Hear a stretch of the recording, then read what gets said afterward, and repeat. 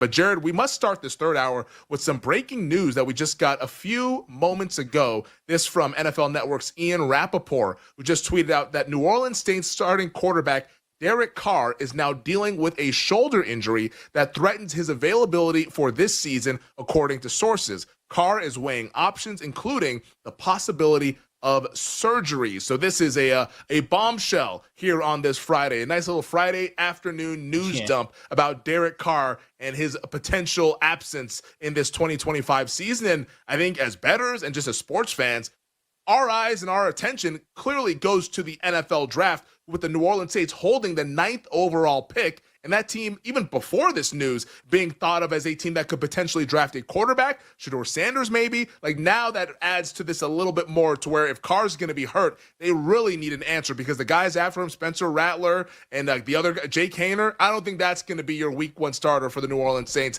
Not if they find out that Derek Carr is not going to be available in 2025. Yeah, this just pushed me to the window on Saints to draft a quarterback with their first pick. Again, they have the 9th overall selection. The odds currently at BetMGM plus 210. I would not be surprised if this was a market-moving news drop and there was some heat that came in on this bet. I'm seeing it lower at a couple of other shops, so BetMGM is actually the best price in market for this bet. Fun fact, one time in the history of the Saints organization, they have drafted a quarterback in the first round. 1971, Ooh. Archie Manning. Long time. There we go. Been a long time. Obviously, that worked out pretty well, I would say, for the Saints. There is definitely some smoke for Kyle McCord. That's what I've heard. Our EP, Bill Zimmerman, just put that in the chat. I've read some stuff, and I'll be putting out some draft analysis videos of the quarterbacks. It's really the only position that I'm an expert on. I played it back in the day, way back in the day, but I am very confident in my ability to at least rudimentary. Got the QB guru here. Base level quarterbacking skills from your boy over here. I'm gonna do a video with our mutual friend Steve Fezzik soon, where I'm just gonna throw 50-yard bombs down the field and see how many he can catch. We have a fun little. Are you Uncle Rico? Like, what's going on here? Like, what is happening? I am Uncle freaking Rico, 100%. But I love. But my point being is, I love Kyle McCord. I do think he is going to be taken a little bit high. I'm waiting for his draft position spot to open up, because the tape that I've watched on him and the things that I've read about Kyle McCord, I think he checks every box. But it's hard to project that far down in the draft. Like, I'm also going to take a Kyle McCord, if I find one, to the Saints to kind of back this up. But I do think the Saints to draft a quarterback at 9 makes sense. First of all, Shedeur's draft position is 8.5. So you're already seeing the price kind of lead you in that direction, where 8.5 juice to the over. So they think the 9th pick is the most likely option, or at least one of the most likely options. They don't think he's going to be taken in the top 8. And now with this news, again, when you're betting the NFL draft, throw any of the preconceived notions out the window when you're talking about what you think the team should do. You are basing it off of news, information, and general manager analysis. And Mickey Loomis, I mean, I know he's had some blunders in the past, but he's also had some pretty decent drafts too. I think this just makes too much sense not to fire a wager on this price, plus 210. My guess is this moves over the next 20. And just to be clear, I just want the bet that you're making is for the Saints' first draft player to be a quarterback. Gotcha. Okay. You can take Shedeur. It's plus 220 compared to plus 210.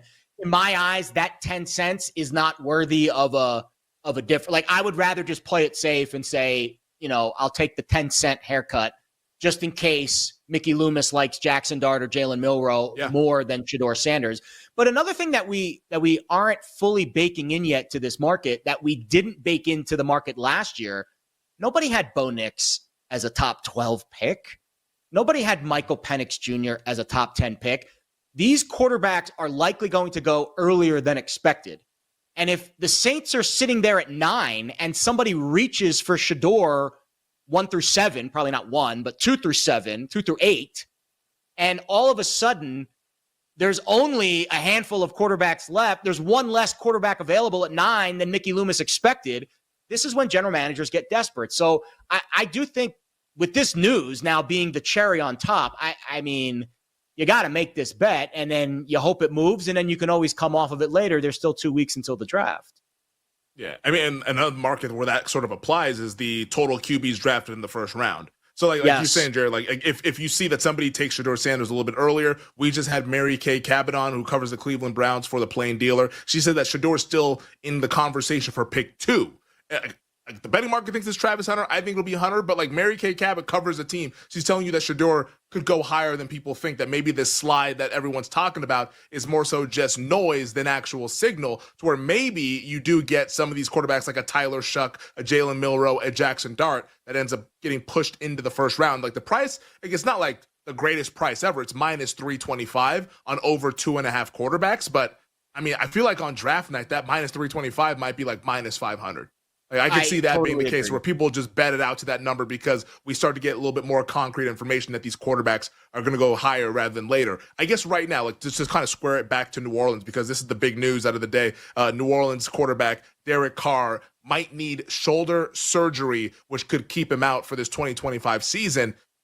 How confident are you? I guess, like, how confident do you think that New Orleans takes a quarterback with their first pick? Because like they have other holes, and like maybe they think that all these quarterbacks stink out loud. Like, are you pretty comfortable that they're going to go ahead and go with the QB with the first selection? I'm more comfortable now that it's not priced properly, right? Like, what's my percentage? Probably still around a coin. Like, it's probably a coin flip, but it's not plus 210, right? Like, I think that's, you have to base it off of what you think the number is. I know, like, it's hard to get behind a really juicy prop like a minus 300, but on draft night, I am very willing to lay a minus 300 if I think the real price is minus 500, because I know some 18-year-old kid missing a free throw is not going to be the reason that I lose the bet. You know, the information is very solid.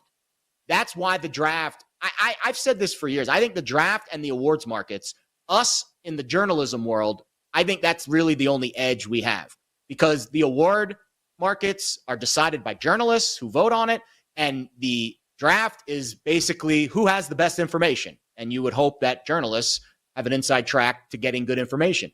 It's not a numbers thing as much as it is the information with this particular wager, I think, is a little bit more solid now, knowing that Derek Carr is probably not going to play. Before the Derek Carr injury, it was probably less. Like the market was probably priced right. I don't think the market is fully baked because it hasn't moved yet, and maybe they take it down. But I don't think the market could possibly price this in such a short period of time. I mean, it's obviously just happened 5 minutes ago.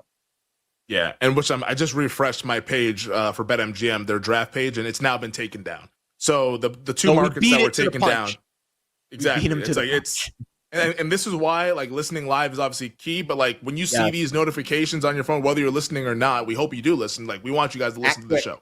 But like if you see the notifications, like you got to really get in there and fire immediately, because like that is information that the market was not privy to before the Ian Rappaport tweet. Now all of a sudden you see the market's getting taken down. There's a reason for that, because clearly it's a misprice if Derek Carr potentially misses the 2025 season. It's still early. We don't know, but just based on the tweet from Ian Rappaport, like the way he even phrases it almost feels like surgery is the expectation here. But I'll read it again. It says, now dealing with a shoulder injury that threatens his availability for this season, weighing options, including the possibility of surgery. Like, that doesn't sound great. It doesn't sound like all of a sudden in 2 weeks, it's like, oh, actually, you know, Carr's just going to go ahead and ride this thing on out. You know, like it feels like surgery is on the horizon here, but they haven't quite said it yet because they want some more opinions. Because I mean, it sucks going under the knife. Nobody wants to do that, like, voluntarily. Like, you're going to get as many opinions as possible, and if all those opinions say that you have to go under the knife, you're going to go ahead and have the surgery. So I think that this is obviously a developing story, but I think that there's a better chance than not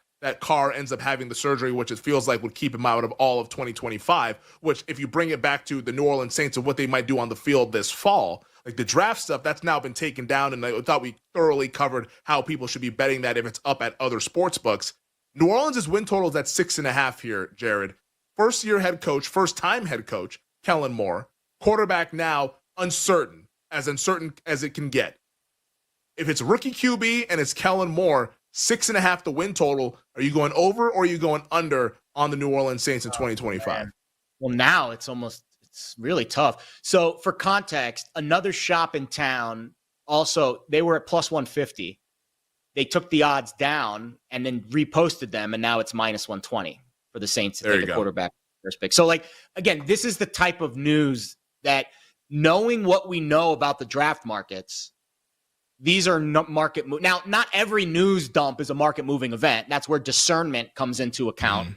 But we were already leaning in the direction that the Saints were going to go with a quarterback at 9. That was already the favorite even before this news dropped. A pretty significant favorite, frankly, that they were going to go quarterback. Like, you'd be naive to think that this news wasn't going to move the market. My guess is whenever MGM reopens, they'll be in the even odds range, maybe plus 150, some between even odds and plus 150, somewhere in that vicinity. Maybe they'll be odds on, like this other shop is. But my guess is this is going to move the market pretty considerably. I think first-year head coach. Hold on, let me pull up my rating sheet here. I did refresh my ratings a couple weeks ago. Yeah, you got to dust those bad boys off, baby. You got to dust them. You got to dust them off. Schedule's coming out in a month. Got to be ready. I know. I've got the Saints as the second worst team behind Tennessee. I've got Cleveland and New England, and New Orleans is kind of that bottom feeder group with Tennessee. 7 points worse than an average team.